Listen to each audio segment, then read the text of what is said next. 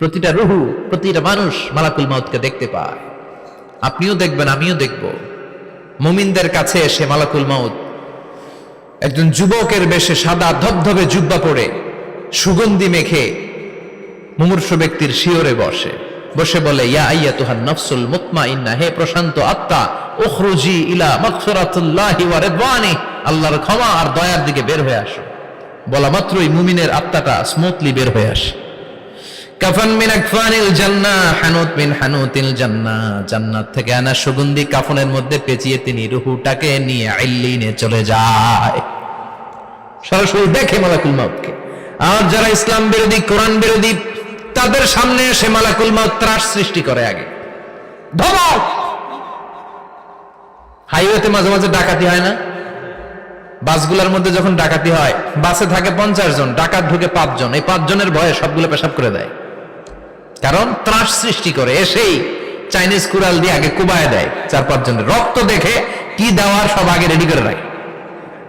মালাকুল মাউত এসে কাফের, নাস্তিক, মুশরিকদের সামনে সেরকম একটা ত্রাস সৃষ্টি করে। ভয়ে লোকটা কাঁপতে থাকে। ওর কাছে ভদ্র ভাষায় কথা বলে না, সুন্দর জামা পরে আসে না, কালো কুচকুচে চেহারা, ভয়ঙ্কর একটা রূপ নিয়ে, আকৃতি নিয়ে ইসলাম বিরোধীদের মাথার সামনে আসে।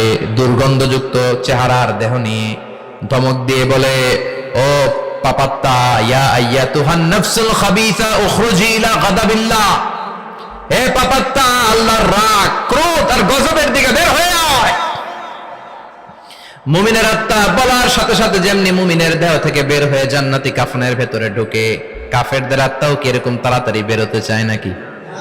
কাফেরদের আত্মা বেরোতে চায় না। ডানে দৌড়, বায়ে দৌড়, সামনে দৌড়, পেছনে দৌড়, আহা, দৌড়াদৌড়ি করে। মালাকুল মাউত এটাকে টেনে হিচড়ে, একটা জীবিত ছাগলকে জবাই না করে তার চামড়া উল্টার দিকে টেনে হিচড়ে বের করলে ছাগলটা যত কষ্ট পায়, এর চেয়ে কমসে কম 70 গুণ বেশি কষ্ট দিয়ে কাফের, মুশরিক আর গাদ্দারদের রূহ কবজ করা হয়। আল্লাহ, এই পরিস্থিতি থেকে তুমি আমাদের বাঁচাও। মুমিনদের রূহ যেমনি কবজ হয়, ওইভাবে রূহ কবজের ব্যবস্থা করে দিও। ইমানের মৃত্যু নসিব করে দিও, শাহিদি মৃত্যু নসিব করে দিও। আমাকে শহীদ করে সেই মিছিলে শামিল করে নিও, যে মিছিলের নেতা মীর হামজা, খোবায়েবে খাব্বাব, আল্লাহর কাছে ছিল অতি প্রিয়, শামিল করে নিও। আমাকে শহীদ করে সেই মিছিলে শামিল করে নিও। পড়েন আমিন। আরো জোরে পড়েন আমিন। তার মানে বিমান দুর্ঘটনায় হোক, কিংবা লঞ্চ ডুবিতে হোক, কিংবা আগুনে পড়ে হোক, কিংবা আত্মঘাতী হামলায় হোক, যে যেখানেই মারা যায়, কবরের 3টা প্রশ্ন তার জন্য আছে না নাই? ইসলাম বিরোধীদের জন্য প্রশ্ন 3টা, আপনারা যারা মুমিন তাদের জন্য 4টা, আপনাদের জন্য একটা বেশি। আলহামদুলিল্লাহ কোন? কবরে এসে প্রথম প্রশ্ন করবে, মুনকার নাকির যখন চলে আসবে, 40 কদম যখন আত্মীয় স্বজনরা লাশটাকে কবরের মধ্যে দিয়ে 40 কদম চলে যায়, তখনই ফেরেশতা চলে আসে। আহা, শেষ, সব শেষ। এসেই পরীক্ষা শুরু। মার রব্বুক, তোর রবের নাম কি? চিল্লায় বলেন, আমাদের রবের নাম কি? আমরা বলবো রব্বি আল্লাহ, আল্লাহ আমারে রব। দমে দমে তনু মনে তারি অনুভব। পড়েন, আল্লাহ আমারে রব। তোমার দুনিয়াতে আমি যেদিকে তাকাই, অথই নিয়ামতে ডুবে আছি সবাই। পাখপাখালির গানে শুনি তসবিহ কল রব, তসবিহ কল রব, আল্লাহ আমারে রব। প্রথম প্রশ্ন, তোমার রবকে? আমরা বলবো আমাদের রব আল্লাহ। দ্বিতীয় প্রশ্ন, ওমা দীনু, তোমার ধর্মের নাম কি? আমরা কি বলবো? তৃতীয় প্রশ্ন, বিশ্বনবীর চেহারা দেখিয়ে বলা হবে, আতারিফু হাদার রাজুল, এই লোকটারে চিনো নাকি? আমরা বলবো চিনি, আমাদের প্রাণের নবী, ঠিক কিনা? চাঁদের চেয়ে সুন্দর তুমি নবী আমার কমলিহিওয়ালা, দু জাহানের বাদশাহ তুমি প্যারা নবী সাল্লে আলা, চাঁদের চেয়ে সুন্দর তুমি নবী আমার কমলিহিওয়ালা, ঠিক কিনা? তিনটা প্রশ্নের যথাযথ উত্তর যখন দিয়ে দিলেন, আপনার জন্য অতিরিক্ত আরেকটা প্রশ্ন করা হবে, ওয়ামা ইলমুক, তোমার নলেজ কি? তিনটা প্রশ্নের উত্তর যে তুমি করতে পারলা, কিভাবে পারলা, কেমনে জানলা? নকল করে বলছো নাকি জেনে বুঝে আসছো? নকল হয় না? এখন তো পরীক্ষা চলতেছে বোধহয়। কি পরীক্ষা? এসএসসি পরীক্ষা। নকল হয়? কৃষ্ণপুরে নকল নাই না? এখন মনে হয় এগুলো একটু কমছে। একটা সময় ছিল অনেক নকল হইতো। পাঞ্জাবের ভিতরে নকল, পকেটে নকল, টুপির ভিতরে নকল, মৌজার ভিতরেও নকল।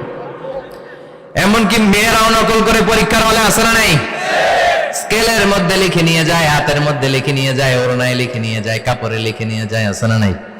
ফেরেশতারা বলবে নকল করছো নাকি? কেমনে জানলা? তিনটা প্রশ্নের উত্তর তুমি কেমনে বললা? আল্লাহ তোমার রব, ইসলাম তোমার ধর্ম, এই লোকটা বিশ্বনবী, কেমনে চিনলা? আপনাকে তখন বলতে হবে আমি কোরআন থেকে শিখেছি, আমি হাদিস থেকে শিখেছি, আমি ইসলাম জেনে বুঝে মেনেছি, আমি আন্দাজে কোথাও ঘুরি নাই। চিল্লা এখন ঠিক কিনা? আপনাকে বলতে হবে, এজন্য শিখতে হবে, প্রতিনিয়ত ইসলাম সম্পর্কে জানতে হবে, আখের গোছাতে হবে, জীবনটাকে আলোকিত করতে হবে। চিল্লায় বলেন ঠিক কিনা? চারটা প্রশ্নই যখন হয়ে গেল, ফেরেশতারা বলবে আহলান ওয়া সাহলান ওয়া মারহাবান বিক, খোশামদেদ, কংগ্রাচুলেশন, খোশামদেদ, কংগ্রাচুলেশন, সব প্রশ্নের উত্তর তুমি পেরেছো। ফায়ুফসাহু লাহু কবরুহু ৭০ যিরান, আপনার কবরটারে ৭০ হাত লম্বা করে দেয়া হবে। ওয়া ইফতাহু লাহু বাবুন ইলাল জান্নাহ, আপনার কবর থেকে জান্নাতের দিকে দরজা খুলে দেয়া হবে।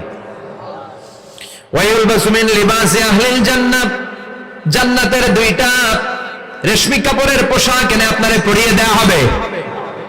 আর বলা হবে নাম কানাও মিলা আরুস, ঘুমাও, sleep, you should get some sleep now, তোমাকে লম্বা সময় পাড়ি দিতে হবে, ঘুমাও। কানাও মিলা আরুস, যেমনি বর বাসর রাতে আরামসে ঘুম দেয়, বাসর রাতে যেমনি বর কনেকে নিয়ে মধুর ঘুম দেয়, তুমিও ঘুমাও, কেউ তোমার ঘুম ভাঙবে না। মালাক ইসরাফিলের, কিয়ামতের জন্য ইসরাফিলের সিংহায় যে ফুৎকার আছে, ওই ফুৎকার ছাড়া কোনো কিছুই তোমার ঘুম ভাঙাতে পারবে না।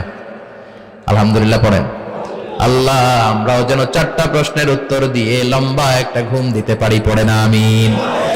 ওয়াম্মাল কাফির ওয়া আহলুশ শিমাল, আর ইসলাম বিরোধী যারা, তাদের সামনে আসবে মালাকান আসওয়াদান আজরাকান, কৃষ্ণ বর্ণের দেহ, নীলাভ বর্ণের দুটো চোখ, গায়ের রং কালো, চোখের রং নীল, দেখতে কেমন লাগে? আলিফ লাইলার ভূতের মতো। কথা কন?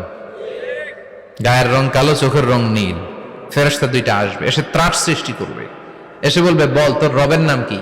মার রব্বুক। ইসলাম বিরোধী মুশরিক, কাফের, নাস্তিক এরা বলবে আমি জানি না আমার রবকে, আমি জানি না, আমি তো আজীবন শুধু চেয়ার করেছি, মদ খেয়েছি, আমি ধর্ষণে সেঞ্চুরি করেছি দুনিয়ার বুকে, আমি টেন্ডারবাজি করেছি, চাঁদাবাজি করেছি, আমি মাস্তানি করেছি, আমার দাপটে এলাকার ইসলাম প্রিয়রা বাসায় ঘুমাতে পারে না। আমি ছিলাম টেন্ডারবাজ, আমি ছিলাম গডফাদার, সন্ত্রাসীদের লিডার, আমি ছিলাম ডন 1 2 3 সব, আমি ছিলাম ডনের ডন, আমি ছিলাম মাস্তান, রংবাজ, রব টপ কি আমি তো জানি না। লাদ্রি লাদ্রি, আমার জিজ্ঞেস করো না। আবার প্রশ্ন করা হবে ওয়ামা দীনুক, তোর ধর্মের নাম কি? বলবে লা আদরি, আমার কোনো ধর্ম নাই, আমার কোনো ধর্ম নাই, আমি শুধু মৌজ মাস্তিতে ছিলাম, আমি আনন্দ ফুর্তি করেছি, ইসলাম নিয়ে আমার মাথা ব্যথা ছিল না, আজীবন ইসলামরে আমি বাস দিয়েছি। চিল্লায় বলেন ঠিক কিনা? ইসলাম বিরোধীদের সাথে ছিল আমার চলাফেরা, আমার সব সাঙ্গপাঙ্গ ছিল গুন্ডা বদমাশ, ইসলাম বিরোধী। রব কি, ইসলাম কি, এগুলো আমি জানি না, আমার এগুলো জিজ্ঞেস করো কেন? ধর্ম কি আমি জানি না, আমি কিচ্ছু মনে করতে পারছি না। 3 নাম্বার প্রশ্ন করা হবে আতারিফু হাদার রাজুল, দেখো তো এই লোকটারে চিনো কিনা? কয় না, চিনি না, তবে মনে হয় এই লোকটারে দুনিয়ার বুকে আমি গালি দিতাম, এই লোকটার বিরোধিতা করতাম, ব্লগের মধ্যে এই লোকটার ব্যাপারে কুৎসা রটনা করতাম, এই লোকটার কার্টুন বানিয়ে আমি হিংসা ছড়িয়ে দিতাম, এই লোকটার ব্যাপারে আমি এলাকার মধ্যে অপপ্রচার চালাতাম। ফেরেশতারা বলবে তাই, এই ছিল তো ডিউটি, দাঁড়া এখনই আমাদের খেলা শুরু, এখনই শুরু। ফায়ুতরাকু বিমাতারিক মিন হাদিদ, লোহার একটা হাতুড়ি দিয়ে মাথা থেকে পা পর্যন্ত পিটানো হবে, পিটিয়ে ওর গোশতের হাড্ডিগুলোকে থেতলে ফেলা হবে। ওয়ায়ুকালু লিল আরদি ইলতাইমি, কবরের দুই পাশের মাটিরে বলা হবে এবার দুই দিক থেকে তোরা চাপ দে। চাপ দেয়া হবে, ধাক্কাধাক্কি করেও সে সুবিধা করতে পারবে না। মাটি আস্তে আস্তে আস্তে আস্তে দেহের দুই দিকে লেগে এমন জোরে দুইটা চাপ দিবে, ফাতাখতালিফা আদলাউহু, তার ডান পাশের পাজরের হাড্ডি বাম দিকে ঢুকে যাবে, বাম দিকের হাড্ডি ডানে চলে যাবে। বিশ্বনবী বললেন এই হাতুড়ি দিয়ে পিটানোর শাস্তি, কবরের চাপ দেওয়ার শাস্তি চলতেই থাকবে হাত্তাল কিয়ামা, কিয়ামত পর্যন্ত। আল্লাহ এই কবরের শাস্তি থেকে আমাদের বাঁচাও। আমরা এই আযাব পেতে চাই না, আমরা যেন ঠিকভাবে কবরের 4টা প্রশ্নের উত্তর করে দিয়ে লম্বা ঘুম দিতে পারি। আল্লাহ তুমি তৌফিক দাও। এজন্য আল্লাহ বললেন, গোলাম দুনিয়া নিয়ে পাগল হয়ে থেকো না। এই দুনিয়ার জীবন আসল জীবন নয়, আসল জীবন হলো কবরের জীবন। জোরে বলেন ঠিক কিনা? এই জন্য মাঝে মাঝে কবরে যাবেন, কবরস্থানে দাঁড়িয়ে চিন্তা করবেন এই জায়গায় আমারও আসতে হবে। দিন যাবে, রাত আসবে, বৃষ্টি হবে, শীত আসবে, কেউ আমার দেখতে আসবে না। একা থাকতে হবে, একা, বড় একা, অন্ধকার, বড়ই অন্ধকার। ওই কবরের জীবনের সামান গোছানোর দরকার আছে না নাই? ওই কবরে সুখে শান্তিতে থাকতে চাইলে নামাজ পড়ার দরকার আছে না নাই? কোরআন পড়ার দরকার আছে না নাই?